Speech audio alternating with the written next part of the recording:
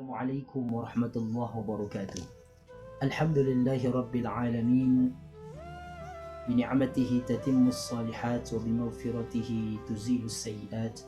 Asyhadu an la ilaha illallah wahdahu la syarika lah wa asyhadu anna Muhammadan abduhu la nabiyya ba'dah amma ba'd.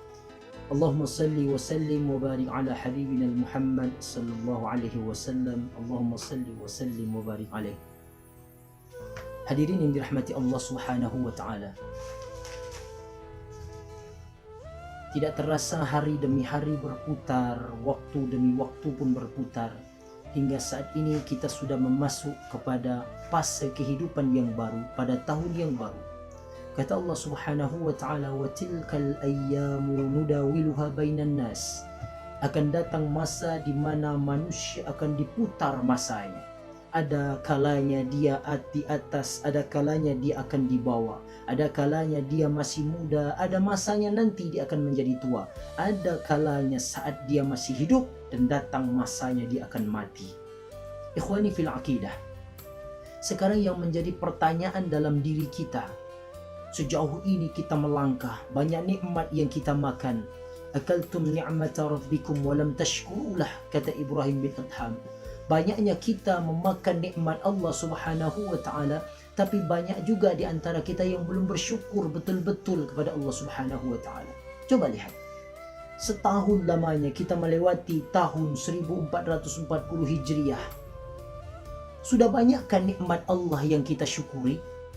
Sudah berapa banyak kenikmatan-kenikmatan yang kita bagi dan berbagi kepada orang-orang di sekitar kita? Ini yang menjadi pertanyaan dalam diri kita. Kemudian sudah berapa banyakkah meningkat amal ibadah kita berselang setahun yang sudah lalu? Sampai sekarang ini Allah pun masih beri kita kesempatan untuk beribadah kepada Allah. Bahkan kata Allah Subhanahu wa taala, apa orientasi orang mukmin yang sebenarnya? Wal tanzur nafsum ma qaddamat lighad. Dia mempersiapkan benar-benar kehidupannya setelah mati, bukan hanya sebatas di dunia ini. Makanya kata Rasulullah SAW, ma ajaba ya ajaba kullal ajabi lil musaddiqi bidaril khulud wa huwa yas'a bidaril ghurur. Sungguh mengherankan, kata Nabi, umat-umatku ini, orang-orang yang dia percaya kepada hari kiamat, hari yang kekal, tapi hakikatnya pada perbuatannya dia seakan-akan lebih percaya kepada kampung yang hanya sementara, yaitu dunia ini. Ikhwani fillah, coba kita lihat di akhir zaman ini, berapa banyak orang-orang yang kadang-kadang tertipu dan menipu dirinya dari gayanya, dari langkahnya, seakan-akan yukhadi'un Allah walladzina amanu. Seakan-akan dia ingin membohongi Allah dan orang-orang beriman.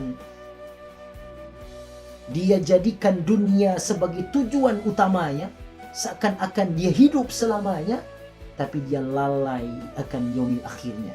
Tidakkah kita ingat ini yang dikatakan Allah dalam surah Al-Anbiya, iqtaraba lin-nasi hisabuhum wa hum fi ghaflatin mu'ridun. Sungguh manusia itu sudah sangat dekat kepada hari di mana akan dihisab, dihitung-hitung amal baik, amal buruknya. Tapi semakin dekat, semakin nampak dua penyakitnya. Apa itu? Al-ghaflah, lalai kepada Allah Subhanahu wa taala, wal mu'ridun, i'rad, ingkar kepada Allah Subhanahu wa taala. Kita lihat berapa banyak orang-orang di sekitar kita yang lalai akan ajakan Allah. Lidahnya yang sering ingkar, matanya yang sering ingkar, telinganya, bahkan seluruh anggota tubuhnya kebanyakan ingkar kepada Allah. Apa wujud ingkar kita kepada Allah? Kita cek satu persatu anggota tubuh kita. Jangankan kita, angin yang bertiup saja, daun yang bergerak karena tiupan angin, air yang mengalir, mereka berzikir kepada Allah. Lalu yang menjadi pertanyaan, sudahkah semua anggota tubuh kita yang jelas-jelas bergerak, kita dijatakan khalifah oleh Allah di muka bumi ini, sudahkah semua itu kita bawa untuk berzikir, mendekatkan diri kepada Allah Subhanahu wa ta'ala? Bukankah ini suatu pengingkaran yang sangat besar, kelalaian sangat besar? Ikhwani, ad-dunya hulwatul khadra. Kata Rasul, dunia ini banyak hijauan, banyak manis-manisannya. fa innallaha mustakhlafakum fiha wa nazirun kaifa ta'malun. Allah jadikan kita khalifah. Allah ingin melihat bagaimana perbuatan kita selama di dunia ini. Bukan hanya sebatas banyak yang lalai, banyak yang ingkar. Berapa banyak para ulama, berapa banyak orang-orang yang mengingatkan kita dalam kebaikan, tapi seakan kita menutup telinga kita layaknya umat Nabi Nuh alaihi salam. Ja'alu asabi'ahum fi adanihim wastaghsaw wastaghshaw thiyabahum. Mereka menutup muka mereka dengan pakaian-pakaian mereka, menutup telinga dengan jari jemari mereka, seakan ingkar kepada Nabi Nuh yang mengajak dalam kebaikan. Sekarang kita di akhir zaman banyak. Lihat generasi muda kita, asik dengan dunia gamenya, asik dengan dunia yang katanya dunia masa muda yang tiada ada habis-habisnya. Lalu bagaimana dengan orang-orang tua, semakin menjadi? Berapa banyak rumah-rumah Allah yang kita lalaikan? Berapa banyak fakir miskin, anak yatim yang kita biarkan? Kita memikirkan diri kita sendiri, tapi halnya kita lupa kepada Allah Subhanahu wa Ta'ala. Ikhwani fil aqidah.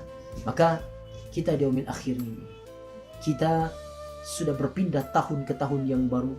Maka kewajiban bagi kita bukan hanya berhijrah. Kalaulah Nabi dulu berhijrah dari Mekah ke Madinah mencari situasi yang baru dalam berdakwah, maka kita pun berhijrah dari ketidaknyamanan di dalam beribadah, kita berpindah kepada ibadah yang lebih nyaman lagi.